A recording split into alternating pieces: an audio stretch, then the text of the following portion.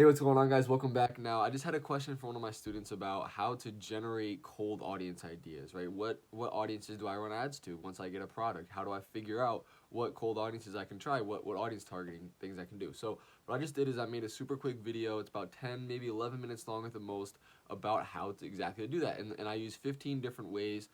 Three of them are the same, and you have to stick around to see what I'm talking about. But go ahead and just stick around, watch the video. I'm gonna get right into it. I'm not gonna hold up any more of your time. So, like I said, if you have any questions, message me down below in the comment section or on Facebook, and I'll get right back to you guys. I'll do my best to reach out to everyone. So, thanks for watching and enjoy.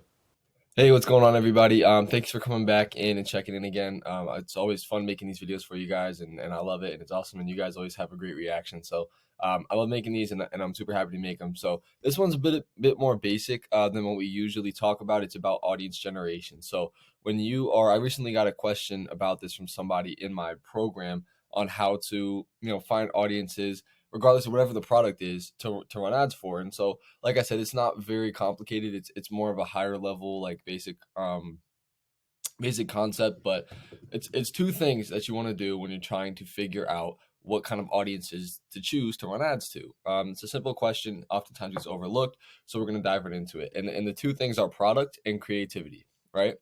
So the first thing you need to do is you need to understand your product, right?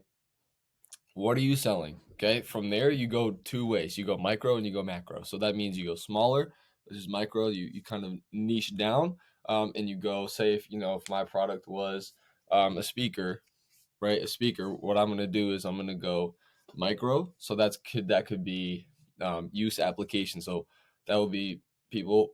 What do you use a speaker for? Listen to music. So you'll want to go use application sub niches of speakers. Doesn't really apply for speakers because there aren't really that many sub niches for speakers. If you were doing something like, you're selling basketballs, that sub niche would be, basketball shorts, basketball outfits, dribbling skills.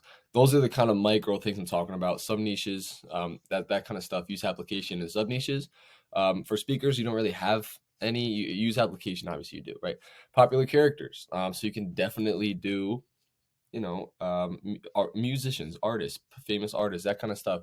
People that are listening to music, people that are into artists are going to be listening to music. They're going to need a speaker at some point. So that's a perfect way to go. Like I said, with basketball, if you're selling basketballs, LeBron James is a perfect one. Kobe Bryant is another perfect one, right? That's kind of something that you can do. Competitor targeting. Always research your competitors' ads. Try to figure out, hey, are these ads catered clearly toward one kind of audience or another? That's one thing you want to do. Competitor targeting, go right into there. And then communities. So hop into some Facebook groups surrounded by your thing, best speakers. And sometimes you'll find, you will find, it's not often, but sometimes you will find some really valuable stuff in there. So if you do your research, you go the extra mile to get into some Facebook groups, communities, whatever, and do your research, you will find some good stuff in there. So that's the micro side. The second side is macro. So what you want to do is go general broad. So if I have a speaker, that's going to be music, it's going to be instruments, it's going to be music production, it's going to be studio design, it's going to be all that kind of stuff. That's my macro. I'm going bigger than the speaker. Similar products. So there's not really many similar products to a speaker, so you wouldn't really be able to do that. If you wanted to do an example of similar products, if I was selling screwdrivers, then I would do, hammers, I would do rulers, I would do, measuring tools, I would do, wrenches, I would do all that kind of stuff, sockets, everything for similar products. Connected interests, that's our next one here, connected interests. Again, that's going to be general broad. They're kind of connected. That would be your music. That would be, artists, that kind of stuff. Competitor targeting, again, always look at your competitor targeting. And associated interests, the difference between associated and connected interests. Connected goes directly towards the product, so that would be music and that kind of stuff. Associated interests, you're trying to be a little bit sneaky here. Associated interests are really cool. So if I was selling speakers, my connected interests would be music, it would be instruments. If I'm doing associated interests for a speaker, that would be, fashion. That would be parties, that kind of stuff. Where would you find music? People who listen to a lot of music, people who buy speakers, what do they also do outside of speakers, right? What else do they do that you can do for basketball, right? One thing, a lot of people that play basketball do is watch basketball games. So you could do watch TV. A lot of people that do that are into basketball, other sports as well. So you can target other kinds of sports. So those are associated interests. They're not connected directly to basketball or directly to speakers or directly to your product, but they are indirectly still reaching that exact audience that you're looking for. So associated interests are pretty cool.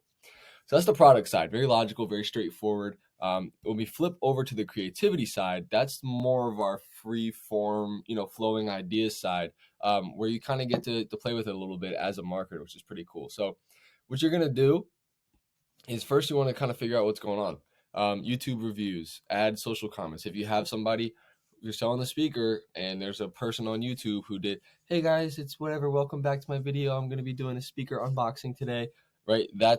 I don't know why I just did that voice, but that's what you want to go to. Watch it, see what they say, read the comments, right? Add in social comments, read through comments, read what people are saying. That's going to help you get an idea of one, your ad copy, right? What you're going to want to do for ad copy, how you're going to help that, all that good stuff, creatives, everything, right? So obviously doing your research is going to help you, but this is going to help with audience as well. Competitor targeting, again, I put it in 3 times because it's just that important. If your competitors are already spending money, and they're doing research for you. And if you can maximize their budget for your advantage, you're in a better spot. So the other thing, customer base, know your customer base, right? Know your customers. What kind of people are buying these speakers, right? Are these people these waterproof speakers? So people that love camping and being outside, are these the people that are buying these speakers? Or is it not? People that love partying and love, or is it like super active people? So like the gym, right? Customer base is super, super, super, super important. I think I'm going to make this box bigger just because of how valuable that is, right? Customer base, very, very important. So you definitely want to focus on that. And then the last thing, use your head. If there's anything else that just makes sense to do, do it. Get creative, think about it a little bit. Try to, be sneaky and find a nice little audience for you to go make some money out of with your ads. So, using your head, it's hard to explain. You just got to do it. It's something that you just got to try and try again. And you may get it on the very first try. Sometimes it takes a few more.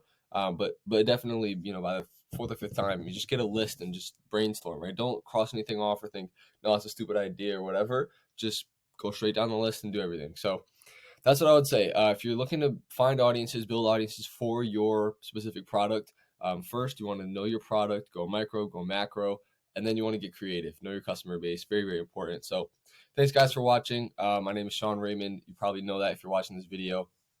And, I run cgsmethod.com. I also have an e-commerce acquisition company where we buy and grow online businesses. This is an example of one here. I'm not going to sell you anything, but I'm going to use this for the audience. This is my business called Pure Canvas Art. We sell like motivational canvases and everything for entrepreneurs and success-minded people, that kind of stuff. So there's definitely a lot of cool stuff here. This is one of my favorites. 0% luck, 100% hustle. Like this is the kind of things that we sell. You'll notice behind me, there's one there that I recently bought, which is awesome. And for this product, right, what I'm going to do is say product, okay, use application, right, popular characters. So Ty Lopez, I would do Gary V, I would do competitor targeting. I would look at my competitors. Sub niches will be like entrepreneurs. It would be, people that go to the gym, salespeople, people interested in business, right? Those are my sub niches. Use application, same kind of thing. Communities, I would hop into some entrepreneur communities, see what they're doing, see how they're liking them, just learn a little bit about it there. Macro, I'm gonna go bigger, so I'm gonna go business, I'm gonna go sales, I'm gonna go all that kind of stuff. Connected interest, again, entrepreneurs. We kind of covered everything. And as you go through the micro and macro cycles, things will start to connect and you'll get repeat stuff. But that's good because that means you're validating more than once what audiences you're choosing from. Associated interests, so probably, yeah, like I said, gym, fitness is a great example. Supercars, fast cars, that's a great example.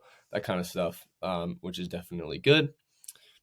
Then creativity, just get a little bit creative with it. Entrepreneur people, what kind of stuff do you do? Me, I'm lucky because I am one and I'm somebody who would buy this brand either way. So, I kind of have a step up. And so that's where I use this kind of stuff and know the customer base because I am the customer base, which is pretty cool. So all that good stuff is definitely able to be used, and I recommend that you do that same thing for you and your clients or your business if you have one, like an e-commerce business that you're running ads for. So this is the audience generation flow. This is how it works. This is what I do. So it's kind of a, like I said, a little bit basic. It's not really super like niche, like crazy detailed thing. But this is definitely one thing that I would do if I was to try to find some audiences. So thanks again, guys, for watching. I really appreciate it, sticking around for 10 minutes. If you're still here, really awesome. Go ahead, drop a like, comment down below. Let me know what you think. If you have any questions, reach out to me on Facebook, or in the comment section below if you're watching this on YouTube, and I'll try to do my best to get back to you guys. So like I said, thanks for watching, and enjoy the rest of your day.